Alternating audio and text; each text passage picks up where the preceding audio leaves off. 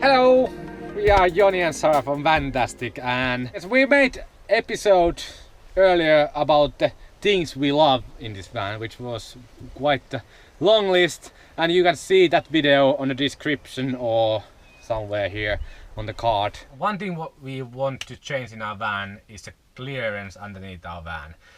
We have hit several trees, trunks, rocks and everything because of that clearance, and we go off-roading a lot, and we would like to go there where we cannot go at the moment. Our Fiat Ducato has the longest wheelbase of all the models, and we kind of dislike it. Because of the long wheelbase, we don't have that much clearance underneath the van.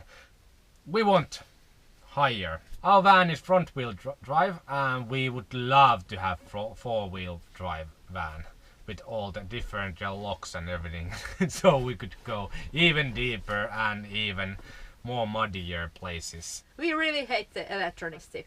It's too low, it gets bumped into rocks and roots and roads. And we don't use it. Even if when it worked, we didn't use it at all. We call these seats tax-free seats because with these seats our van is tax-free, and if we remove these extra seats then we would have to pay 10,000 euro taxes, so not gonna happen. They are basically useless for us. They are really bad to sit in. We don't usually host any people in here, and we usually drive just two of us. And if our friends come by, we usually go outside. Few things we hate about our bathroom. We truly love the fact that we have a bathroom in this small place, but there's a few design faults. One is this big tambourine door. It looks pretty nice, it doesn't take that much space, but in reality, when you take showers every day in this room, it's horrible. It's super flimsy, plasticky. This got broken almost immediately when we got the van, so real door would be so much better. We hate this tambourine door.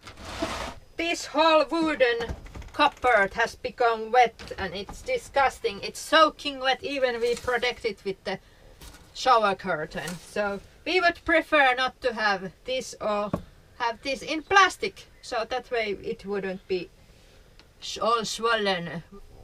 What's wrong with the manufacturers when they are building these vans? No USBs at all. They have only two 12-volt sockets in the whole van and zero USBs.